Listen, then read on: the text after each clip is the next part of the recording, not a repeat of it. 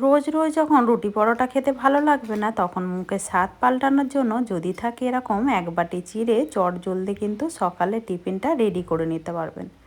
যেমনই নরম হয় তেমনই কিন্তু বেশ জালিদার হয়, মুখে দিলেই মিলিয়ে যাবে, অন্য খাবার খেতেই ইচ্ছা করবে না।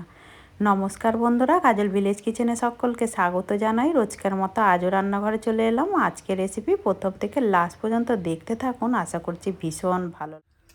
সকালে টিফিন করার জন্য এখানে নিয়েছি আমি হাফ বাটি চিড়ে। তো তোমরা চাইলে যে কোনো চিড়ে নিতে পারো, আমি এখানে দেখতে পাচ্ছ পাতা চিড়ে নিয়েছি। এবারে সমস্ত চিড়েটাকে খুব ভালো করে জল দিয়ে 2 থেকে 3 বার জল পাল্টে পাল্টে ধুয়ে নেব।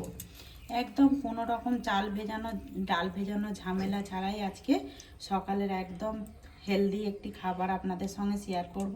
এটাকে এবারে জল পাল্টে পাল্টে ধুয়ে নেব।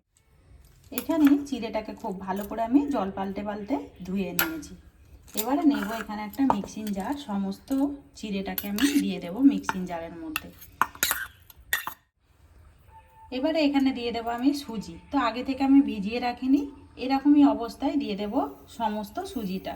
যতটা চিড়ে নিয়েছিলাম তার থেকে আমি 2 থেকে 3 চামচ মতো সুজি আমি এখানে বাড়িয়ে নিয়েছি। এবারে সমস্ত সুজিটাকেও আমি দিয়ে দিলাম মিক্সিং জারে। এবারে দিয়ে দেবো আমি নিয়েছি টক দই। তো টক দইটাও আমি দিয়ে দেবো এর মধ্যে। তো যতটা আমি সুজি নিয়েছিলাম ততটাই দেখতে পাচ্ছি এখানে কিন্তু টক দই নিয়েছি। আর দইটা যেহেতু খুব বেশি টক ছিল না, তাই আমি সমান মাপে দিয়েছি। যদি মনে হয় টক তাহলে একটু কম বেশি দেবেন, আর সামান্য একটু চিনি দিয়ে দেবেন, তাহলে কিন্তু খেতে বেশি ভালো লাগবে। একটু জল দিয়ে দেব বাটি ধোয়া, আর দিয়ে দেবো এখানে 2 টুকরো আদা, এতে করে টেস্টটা কিন্তু দারুণ আসবে টিফিনের। আর একটু ঝাল ঝালের জন্য 2 দেব কাঁচা লঙ্কা, আর দেব সামান্য একটু সাদা তেল। এতে করে টিফিনের টেস্টটা কিন্তু বেশ দারুণ আসবে। সমস্ত উপকরণগুলোকেই আমি খুব ভালো করে মিক্সিতে ঘুরিয়ে নেব।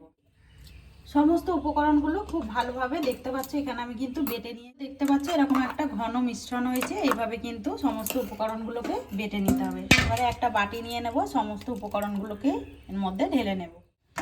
এখানে দেখতে পাচ্ছ কতটা কিন্তু ঘন রয়েছে। এবার আমি এর মধ্যে দিয়ে দেবো মিক্সি ধোয়া বেশ কিছুটা জল, আর কতটা পাতলা বা মোটা করতে হবে সেটা আমি দেখিয়ে দেব। খুব ভালো করে একটু জলটা দিয়ে একটু মিশিয়ে নেব আগে। আর এটা একেবারে কিন্তু পাতলাও হবে না, আর একেবারে কিন্তু ঘনও হবে না। আমি দেখিয়ে দিচ্ছি ঠিক কিরকম করতে হবে। তো দেখতে পাচ্ছ হাতার উল্টোর দিক থেকে কিন্তু খুব সহজেই একদম কতটা মোটা রয়েছে এরকমই ঘনত্বটা রাখতে হবে। আর এর থেকে বেশি পাতলা করব না, এরকমই ঠিক থাকবে। এবারে দেব এখানে স্বাদ মতো লবণ বা মাপ মতো লবণ দিয়ে দিলাম। স্বাদ মতো লবণ বা মাপ মতো লবণটা দিয়েও আমি খুব ভালো করে মিশিয়ে নিলাম। আর লবণটা যেহেতু টক দই দিয়েছি, একটু লাস্টের দিকেই দেওয়াটা ঠিক। আমি লবণটাকে দিয়েও খুব ভালো করে আমি ফেটে নিলাম। এবারে এর মধ্যে দেব খাবার সোডা। এখানে দেখতে পাচ্ছ আমি নিয়েছি চামচে 4 ভাগের 1 ভাগ খাবার সোডা। তো তোমরা চাইলে এখানে ইনোও দিতে পারো। একটা ইনোর অর্ধেকটা কিন্তু দিয়ে দেবে, আর ব্যাটারটা মাপ মতো সেই হিসাবে তোমরা কিন্তু ব্যবহার করে থাকবে। আমি যতটা নিয়েছি এখানে অর্ধেক ইনো দিলেই কিন্তু হয়ে যাবে। আবারও আমি খুব ভালো করে খাবার সোডাটাকে দিয়ে একটু ফেটে নেব। সমস্ত উপকরণগুলোকেই দিয়ে আমি খুব ভালো করে মিশিয়ে নিলাম। তো দেখতে পাচ্ছ ঘনত্বটা ঠিক এরকমই রাখতে হবে। অপরদিকে গ্যাস অন করে আমি একটা তাওয়া গরম হতে বসিয়ে দিয়েছি। আর এর মধ্যে কিন্তু খুব বেশি টিফিনগুলো তেল ব্যবহার লাগে না, হালকা একটু তেল ব্রাশ করে দেব। তো একটু প্রথমের দিকেই ব্রাশ করলে কিন্তু হয়ে যাবে। দিয়ে দিলাম এখানে সামান্য একটু ব্রাশ করে নেওয়া তেল, সাদা তেল। এবার এখান থেকে আমি নিয়ে নেব 1 হাতা বাটার, দিয়ে দেব ঠিক মাঝ বরাবর। আর এই সময় কিন্তু গ্যাসটাকে আমি আস্তে রেখেছি। এবারে একটু চারিদিকে এইভাবে একটুখানি ঘুরিয়ে দেব। আমি মাপটা ঠিক এরকম রাখছি, তোমরা চাইলে ছোট বড় অথবা করে নিতে পারো। এটাকে একটু ঢাকা দিয়ে দেব, একদম তাতে করে সিদ্ধও হয়ে যাবে, আর খাবারটা কিন্তু জালিদারও হবে। আর এখানে দেখতে পাচ্ছ কতটা কিন্তু টিফিনটা আমাদের জালিদার হয়েছে, ঢাকা দিয়েছি। তো ঢাকাটা খুলে দেখাচ্ছি, দেখো কতটা সুন্দর দেখতে হয়েছে। এগুলো দেখতে যেরকম হয় খেতে কিন্তু আরো বেশি দারুণ লাগে। এবারে এই টিফিনটাকে আমি তুলে নেব। এখানে কিন্তু একটা টিফিনে একেবারে আমাদের রেডি হয়ে গেছে, একটা প্লেটের মধ্যে তুলে নেব।